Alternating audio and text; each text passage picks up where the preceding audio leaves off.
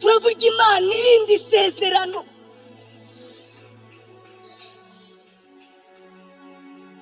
Igikomeye si ibintu, igikomeye naho biva.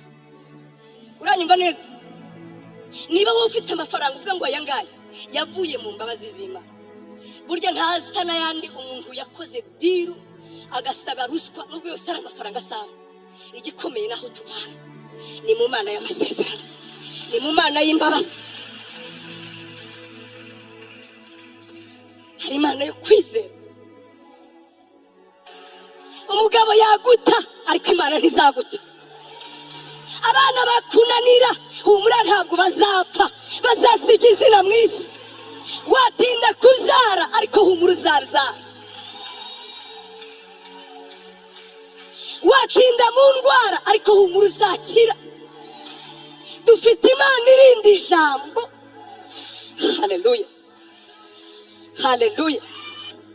Utegereje urubyaro, ni ukuri kw'Imana uzabyara. Ntabwo uragira nk'iya Sara, ntabwo uragira nk'iya Sara, ntabwo uragira nk'iya Sara. Nawe yabyaye kuri 90, wowe uracyari muri 30 cyangwa 40 ya peni. Uzabyara humura.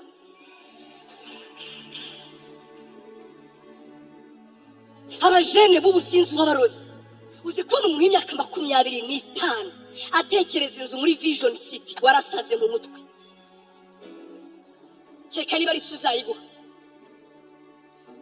Ubwo ngubwo arimo arakizwa, ubu ngubu arashaka kwigiranya nanjye yewe ngo ni umukozi w'Imana. Muranyemere nka Pastor Senga, ngana nawe ntawe tonagiraga kandi nari umukristo. Ibyo mvugo urabyumvise ariko uretse Bibiliya nta kindi nari mfite. None urandeba mu gakoti keza ntuziraho kavuye ati nanjye mere nkawe, warasaze. Dufite abakobwa n'abahungu basaze mu mutwe. Nawe utunga ku myaka 25 niba warabiraswe na so sava, ariko niba ari ugukora humura. 40 iracyari imbere yawe, 50 iracyari imbere yawe. Ubaha Imana, kora, iga, uzabigeraho. Murekeraho kwicuruza. Ibyo mwuka birya abarambije, abarambiwe batashye. Icyo nzi neza nuko ari Imana y'isezerano.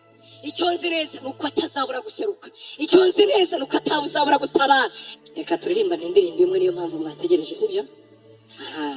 Mwakoze. Yayindi kandi magaze nemye shize ubwoba, nta soni mfite, shize amanga, mpamya ko Yesu agira neza. Nukuri Yesu agira neza. Dusubire mu gitabo cyo Kuva, mu gitabo cyo Kuva ibice 2, umurongo wa 23. Kuva, igitabo cyo Kuva ibice 2, umurongo wa 23. Turi ku ijambo twatangiye kuwa gatatu ku batari bahari, rivuga ngo Uwiteka Imana y'isezerano. Iryo jambo turimo tuganira, Uwiteka Imana yacu, Imana y'isezerano. Dusome rero Kuva ibice 2, umurongo wa 23. Abisirayeli batakira Imana irabumva, ni ku mutwe w'amagambo uvuga. Hashize iminsi myinshi umwami wa Egiputa aratanga. Abisirayeli banihishwa n'uburetwa bakoreshwaga, barataka. Gutaka batakishwa n'uburetwa kurazamuka kugera ku Mana. Imana yumva umuniho wabo, yibuka isezerano ryayo yasezeranye na Aburahamu na Isaka na Yakobo. Imana ireba Abisirayeli, imenya uko bameze. Amen. Umurongo wa 24. Imana yumva umuniho wabo, iwumvise ngo biyitera kwibuka isezerano ryayo yasezeranye na Aburahamu na Isaka na Yakobo. Imana ireba uko Abisirayeli bamerewe, maze iramanuka irabakiza.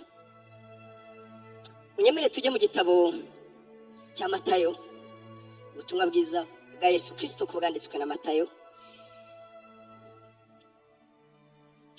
Yego, bice 22.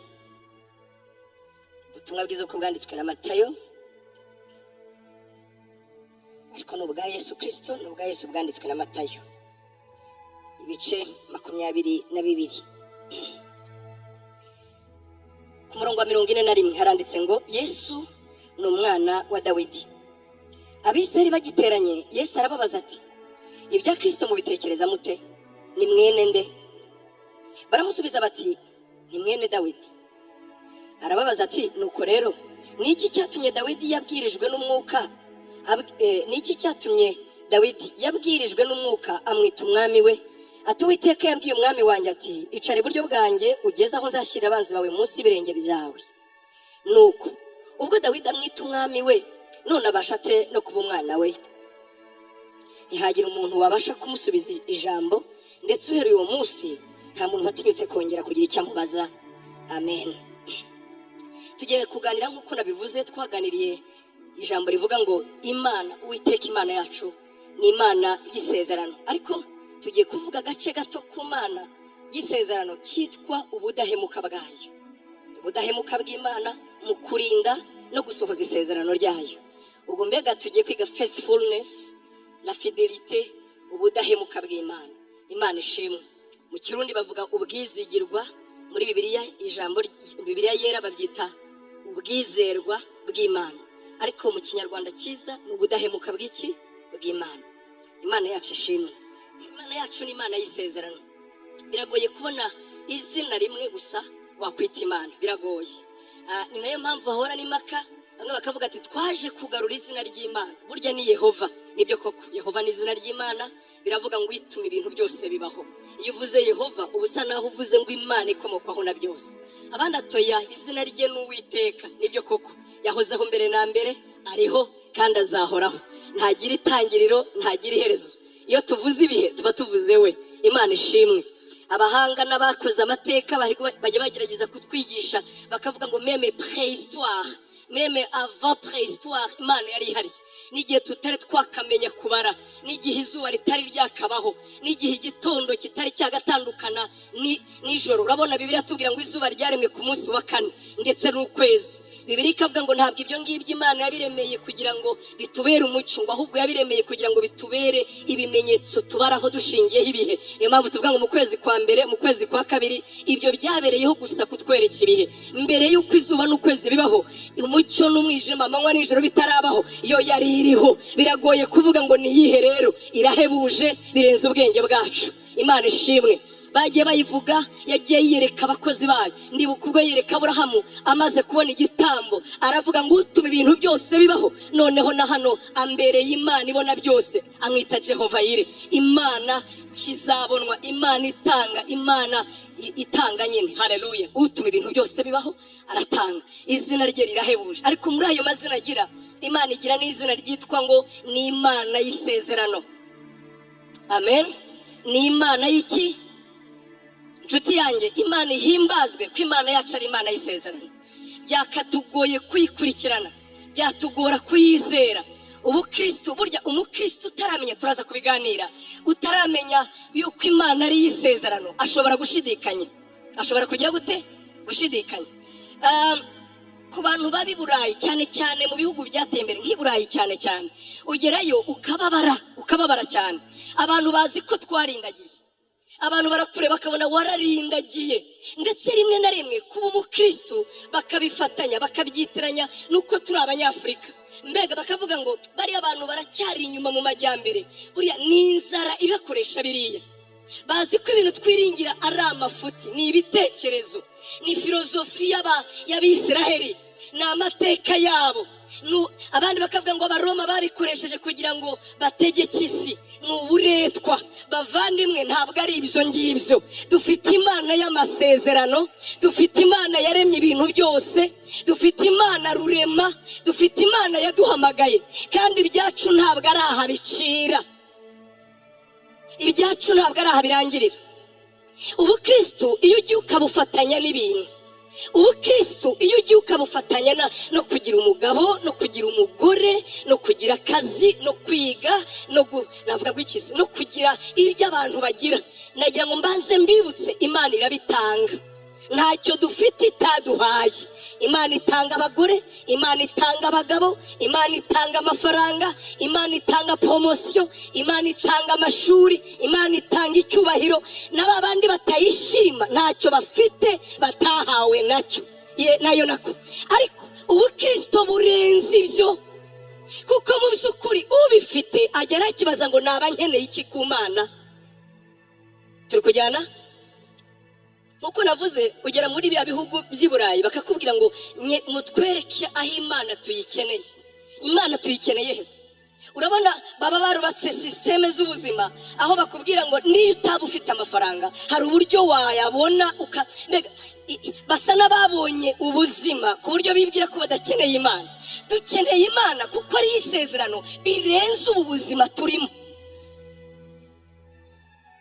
Amen. Ndashimira Imana nimbivuga muranyanga, ndashimira Imana ko abantu bapfa. Shimira Imana ko tuzapfa. Nabonye ikintu kiducisha bugufi, nabonye ikintu tugeraho tukavuga ngo kikadutera ubwoba, basi ubwibone bugaceceka, umuntu agatuza. Imana ishimwe ko dupfa. Ndabizi mwese umura abahanaga turagapfa wenyine, ni hahandi nawe uzankurikira, ni hahandi uzankurikira, napfa mbere uzakurikira tu. Ntabwo tuzapfa, tuzarama. Nkwifurije 200 ariko kwa 201 utakuya tu. Imana ishimwe ko dupfa yo kabyara. Ubu wayabonye aravuga ati, hari umuntu yabona ashaje akavuga ati umfa gutese kandi ariko nari nyabonye. Ni hahandi niyo mpamvu Yesu umuntu arama igihe gito cyuzuye umuruho yarangiza akagenda. Ariko Imana nanone ihimbazwa yuko muri Kristo Yesu ubu buzima ari umwitozo gusa, tuzazuka. Imana ishimwe cyane. Imana ihimbazwe ko yadusezeranije ikintu si cyayinaniye.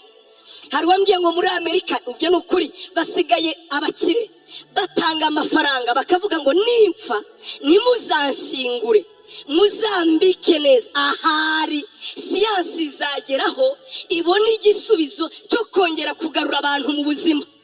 Urumva bakeneye ubuzima, ntibazi uburyo tububona, yuko muri Kristo Yesu harimo isezerano ryo kuzuka. Haleluya. Abo tutari kumwe rero, Imana yacu ni Imana y'isezerano. Imana y'iki? Isezerano. Ihimbazwe, ihimbazwe. Ihimbazwe ko abapfuye bazazuka. Ihimbazwe kuduha ibyiringiro birenga ubu buzima. Ihimbazwe yuko ibyacu atarahabicira. Ihimbazwe yuko mu myaka 80 twaramye tuzaguherekeza tutarira, n'ukwiza 49 ntabwo tuzaba turira. Reka da tuvuga ngo araruhutse. Urumva Imana yamuhaye kurama 90 gusa iyi ngiyi. Kandi Mose yaravuze ngo twebwe ngo yaragabanijwe ngo iba 70 nitugira intege izaba 80. Uzi impamvu umuntu abatangiye gusubira inyuma, ubuzima bwo butangiye kumucika mu mutwe, yibagirwa, atangiye gususumira, bigenda bimera kwa kundi. Ariko Imana ishimwe yuko tuzazuka tukabaho ubuzima. Mu by'ukuri ubukristo butakaje iyo point, ubukristo butakaje icyo kintu buhinduka idini. Icyo ni cyambere. Cya kabiri, ubukristo butakaje icyo kintu buragenda bugahinduka association, buragenda bugatakaza impamvu yabo.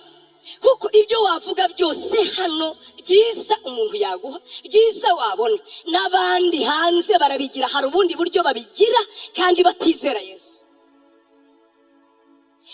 Si byo byonyine, ariko nabonye hari ibintu bibiri ubukristo bwaduhaye kuruta ibindi bitandukanyeho n'andi madini. Icyambere nuko ubukristo bwaduhaye ko Imana iba data.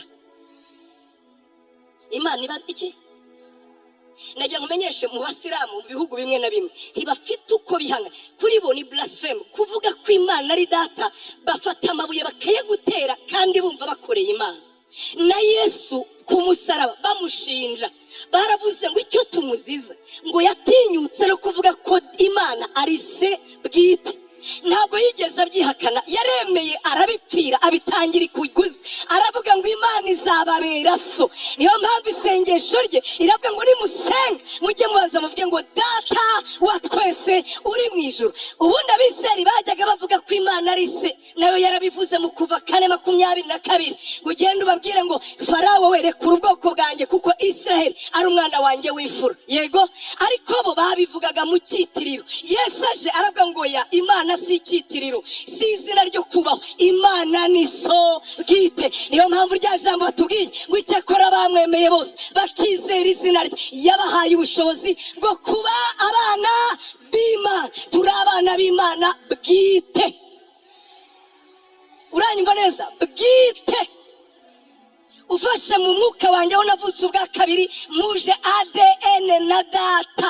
Imana ni data bwite. Ese ADN y'Imana ni iyi? Ibyarite ibyaza imbuto itabora yitwa ijambo ry'Imana. Kuko haleluya, Yesu ubundi ni umwana w'Imana gute? Bibiliya tubwira ngo nuko ari ijambo w'Imana. Kandi ijambo w'Imana uwo twamuvuga ngo iki? Niwe kamere y'Imana. Asatese niwe shusho y'Imana itaboneka. Uwo nguwo rero niwe watuzaye. Nkuko Yesu ari umwana w'Imana, natwe turi abana b'Imana. Igituma abantu batabimenye baturebera muri uyu mubiri, twambaye amakoti nkabo, tuvuga nkabo, turasonza nkabo. Inyamara uyu ni umwambaro uhisha abo twagizweho. Uyu mubiri ni umwambaro uhisha abo twagizweho. Turabaki? Turi abana b'Imana. Yohana yaravuze ngo bavandimwe turi abana b'Imana, kandi niko turi. Gusa ingorane nimwe nuko uko tuzasa kutarerekanwa, ariko Kristo Yesu niyerekanwa tuzasa nawe. Hanyuma arakomeza ngo noneho abafite ibyo byiringiro dore umurimo bakora biboneza nk'ukungu waboneye bategereje kuzamubona. Turi abana b'iki? Yarabitangiye amaraso, yarinze apfa. Njya musaba ngo nzabe nkawe. Nibigeraho bibakwa Yesu niwe mugabo wenyine utigeze wirengera ngo byacanze n'umucamanza atari uyu muburanyi kuva navuka umuburanyi ni bwoko ki? Bakamuvuga yigiza atya agaceceka tu. Ageze ngo atese ko utiregura tiniregura se mu biki. Bakavuga ati hari ikintu kimwe gusa cyatumye avuga, niyo bakoraga kuri kamere ye. Ariko uri umwana w'Imana ati aho atu ni njyewe ataraga kini cyo navukiye tuvukiye ikize navukiye guhamya ukuri. Ukuri wese aranyumva agakurikira, kandi ukuri kwe ntabwo ari nka siriyarite, ni ukuri gutanga ubuzima. Imana ishimwe cyane. Umwana w'iki? Turi abana b'Imana. Ubiri ijambo ndarivugara kandi kwa gatatu nyine ndabakumbuye disi. Imana ibaha umugisha. Imana yacu ni Imana y'isezerano. Ni Imana y'iki? Imana ni Imana y'isezerano. Tujye ku Imana ifashe tuvuge ku kantu gato gusa, ubudahemuka bw'Imana. Naratangaye mu minsi nari ndi hano mu minsi ishize, kwa kundi ubyuka kare ibitotsi byashize ugatangira gutekereza ku Mana, ibyanditswe bikabira mu mutima, wibuka Imana uri musenga. Iri jambo nibwo ryaje nongera kwibuka ko Imana ari Imana nziza. Ni Imana nziza, Imana irinda isezerano. Imana irinda iki? Turaza kwifashisha abantu babiri gusa, Dawidi ndetse na Aburahamu, uburyo Imana yababereye yo kwizerwa ikarinda isezerano. Aho natangariye Imana cyatumye mvuga ko Imana ari nziza, ni uburyo irinda isezerano ikaririnda uwo barigiranye kandi adahari. Uwo barigiranye adahari. Murabizi neza mu makimbirane aba mu ngo zacu, mu makimbirane aba mu muryango, nuko usanga abantu bapfa ibyo bataruhiye ababyeyi babo basize, bakaranirwa kuba bizerwa ngo babigabane mu buryo bwiza. Ugasanga bavuga ngo mukuru wacu yaraturiye, ngo data wacu yaraturiye, ngo kandi data yari yaramusigiye ibintu. Biratugora twebwe ko twaba bizerwa ngo turinde isezerano abo twarigiranye nabo badahari ngo babitwishyuze. Namwe murabizi neza biragoye. Ubu twapima ubudahemuka, hagize umuntu ugusigira imari akavuga ngo nimara gupfa iyi mari yanjye uzayikoreshe gutya, uyikoreshe ku bana banjye. None se aramutse apfuye ntahari nyine, burya mu by'ukuri ababigusigiye kubera ko agufitiye icyizere mu bwizerwa bwawe. Niho Imana navuga ngo wa muntu abashingiye agusigiye imari ye ngo uzayisigire uzayikoresha neza utunga abana be. Ariko biratugora twebwe.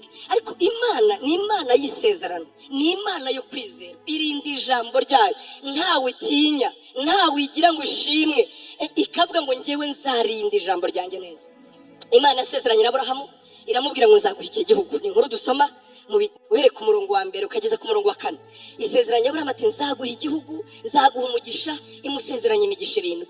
Hanyuma nanone irongera iragaruka mu bice 22 umurongo wa 18 iramubwira ngo Aburahamu nzaguha umugisha ngo n'ikimenyimenyi mu rubyaro rwawe. yavugaga umuntu umwe, niko Bibiliya ivuga ngo mu rubyaro nk'uvuga umuntu umwe, mu cyongereza bavuga a seed, imbuto izakomoka mu rubyaro rwawe, ngo nima amahanga yose yo mu isi azaherwa umugisha. Urabyumva neza? Amahanga yose yo mu isi azaherwa umugisha muri iyo mbuto yawe, ku buryo izina ryawe rizahora rivugwa. Aburahamu arapfa, yego. Amaze gupfa Abiseri asiga umwana witwa Isaka, iravuga ati muri we niho nzakomeza isezerano. Isaka nawe arakura, Imana iragaruka mu bice 26 igirana isezerano na Isaka nk'uko yarigiranye na Aburahamu. Iramubwira ngo nk'uko nasezeranije so Aburahamu, nagira nkubwire ko nawe nzaguha iki gihugu nkagiha urubyaro rwawe. Ntabwo ntinze ngo ndebe ukuntu byagiye bigenda, ntabwo ari seminaire ngo urebe iryo sezerano uburyo ryagiye rigeragezwa na Satani, ariko Imana ikanga ikarikomeza. Icyambere Imana ihamagaye Aburahamu, Satani yakoze ku rubyaro rwe ngo azabura bamukomokaho, rya sezerano ntirizasohore. Imana imuha urubyaro rw'igitangaza. Bigeze kuri Isaka nanone nawe atinda kubyara, Imana imuha abana mu buryo bw'igitangaza. Bigeze kuri Yakobo abyara 12. Bigeze aho rero Imana iravuga ati Yakobo ngo we imugezeho ikomeresha rya sezerano indahiro. Iravuga ngo ndirahiye ni Uwiteka avuga, nzaguha iki gihugu ngihe n'urubyaro rwawe, kandi iki gihugu kizaba icyawe, nzakugira ishyanga. Amen, amen. Yakobo arapfa, Abiseri bakomeza kubaho nk'abandi bantu. Igihe kigeze inzara iratera, iyo nkuru ni inkuru muzi. Bajya mu Egiputa, bageze mu Egiputa baturayo kuko bari barahunze inzara. Hanyuma inzara ishize ngo umwami wari uzi Yosefu, namwe murabizi iyo nkuru sinshaka gutinda, arapfa. Ngo hima undi mwami utaruzi Yosefu. Ngo abonye Abiseri uburyo bororoka, Satani amuha inspiration, Satani amuhereza ihishurirwa. Aramubwira ati aba bantu bagira baretwa kandi ubabuze kororoka. Icyo Satani yashakaga ntabwo ari bo, ni rya sezerano Imana yahaye Aburahamu, ryamubwiraga ngo muri wowe niho urubyaro ruzakomoka, maze muri urwo rubyaro amahanga yose yo mu isi agahabwa iki? Agahabwa umugisha. Niyo mpamvu yazanye igitekerezo kibi ngo abana b'abahungu bajye bicwa. Nta kindi Satani yahigaga Yesu, ngo isezerano rye kuzasohora. Nuko Imana mu buryo bw'igitangaza, murabizi ukuntu Mose yavutse, Abiseri barababara, babakoreshaga uburetwa bubabaje. Bavandimwe, ntabwo uburetwa ubundi twe tubuzi, biragoye gusobanura uburetwa kuko twavutse ku ngoma nziza. Nta buretwa buriho. Kuba umukozi si ukuba umuretwa. Umuretwa ni ibindi bintu, nturuhuka, ntushimwa, ni ibindi. Ngo barababara, bamaze kubabara ngo bibuka uburyo basekuruza babo bajyaga babwira ko hariho Imana, ngo iyo Mana yitwa Imana ya basekuruza, ngo bayitakira gusa, baraniha, barababara. Ngo maze umuriho wabo urazamuka ugera ku Mana. Bavandimwe, nagira ngo mbibutse, Imana irumva. Uranyumva neza? Imana irumva. Uretse n'Abiseri batatse bafitanye isezerano, n'andi mahanga yajyaga ataka akababara, Imana ikayakiza, kuko Imana ni y'abantu bose. Imana rero yarabumvise, ariko ibumvise ntiyabumva gutyo gusa. Ibaze, Mana turababaye, uyu muniho turababaye, batakishwa n'uburetwa, aho kugira ngo Imana yumve uburetwa ngo yibuke isezerano. Turi kujyana? Aho kugira ngo Imana yumve umubabaro yibuka isezerano. Isezerano rimeze gute? Ngo yagiranye na Aburahamu, yagiranye na Isaka. Ntabwo bakiriho ngo bayiseke, ntabwo bakiriho ngo bayibaze ngo ibyo dukoze ni ibiki. Ntabwo bakiriho, ahubwo yo irinda ijambo ryayo neza kugira ngo irisohoze. Iririnda kuko ari Imana yo kwizigirwa, iririnda kuko ari Imana nyine ivuga bikaba, iraririnda kuko nta wundi yategereza uko bisohora. Ngo iravuga ngo manuwe no kubakiza kuko nibutse isezerano nagiranye n'abasekuruza babo. Amen, amen, amen. Twasomye inkuru, ntabwo nyisubiramo. Mu Kuva 32 baraza bagera mu butayu, murabizi ukuri bambukije inyanja itukura, murabizi uburyo yabahaye manu, murabizi uburyo yababujije bihanangiriza gukurikiza amategeko. Ibyo twarabivuze. Bageze ahantu Satani ngo abakora nk'ibyo. Ubundi Imana yabwiye Abisiraheli ngo impamvu ari amahanga nyirukana imbere yayo, ngo nkayirukana mu gihugu mbajyanyemo, ngo nuko yo asenga ibigirwamana. Uranyumva neza? Ngo bakaraguza ibicu maze bagashika. Gushika nicyo bita guhamagara imyuka y'abapfuye. Ngo ibyo nibyo bitumye mbirukana, mwebwe nkaba ngiye kubateramo. Mu yandi magambo, ntacyo mubarusha, icyo mubarusha nuko njyewe ndi Imana yanyu. yego kuko muri Imana yanyu mukaba twaragiranye isezerano namwe, nicyo gituma murusha andi mahanga agaciro. Mu Gutegeka kwa 2:7 Imana iravuga ati mwebwe muri ubwoko butagonda ijosi. Edaye ni mwebwe abantu mudashobotse nyuma y'ayandi mahanga. Atari ko igitangaza narabatoranije nyine. Kubera iki? Nagiranye isezerano na Isaka. Amen. Imana irabajyana bagezaho ngo umwuka mubi yongera gutera Abisiraheli, batangira gukora ikigirwamana, ngo barapfukama baragisenga. Bavandimwe, nagira ngo mbibutse kuramya ibigirwamana. Ubundi Bibiliya ntibyita icyaha, ibyita ikizira, abomination. Ntabwo ari icyaha gisanzwe. Kuramya ibigirwamana ni ikizira. Ngo Imana irababara ibwira Mose ngo manuka vuba ugende usange bwa bwoko bwawe. Ntiyabiki byita ubwoko bwayo, iravuga ngo bwa bwoko bwawe. Kubera iki? Baramije ibigirwamana, basenze ibigirwamana. Kandi nyemerere uyu munsi nagize umugambi, uranyumva neza, ndashaka kubarimbura bose, ndabarimbura bose, maze wowe ngusigaze nzongere ngukore mu bwoko. Mose yarazi Imana, yari bukazaburi 103 iravuga ngo Imana yeretse Abisiraheli imirimo yayo, ngo ariko Mose yarazi inzira zayo, yarazi Imana uko iteye. Ngo arangije arayegerega ati ibyo ni ibiki? Ubwo urakajwe n'iki kwe? Urarakaye ku buryo ufashe umwanzuro? Uragira ngo Abanyegiputa bazaguseke, bazavuga ngo wananiwe inzara, unanirwa ubutayu, nawe uzakubaha bazaguseka. Ugiye gufata miliyoni zirenga 3 zose uzirambura, urarakaye nk'abantu. Ibuze kurakara. Umva rero aho Mose yayifatiye, aravuga ngo rega wivuga njyewe, ibuka isezerano wagiranye na sogokuruza Aburahamu, ibuka isezerano wagiranye na Isaka, ibuka isezerano wagiranye na Yakobo. Niwamubwiye kuzahindura ubwoko ukoresheje nge? Oya, wavuze ko abana b'Abisirayeli uzabarinda. Bibiliya iravuga ngo Uwiteka arangije aravuga ati komeza ubajyana. Haleluya. Gahunda birarangiye, santasi birarangiye, kubera ko ari Imana y'iki? Yisezerano.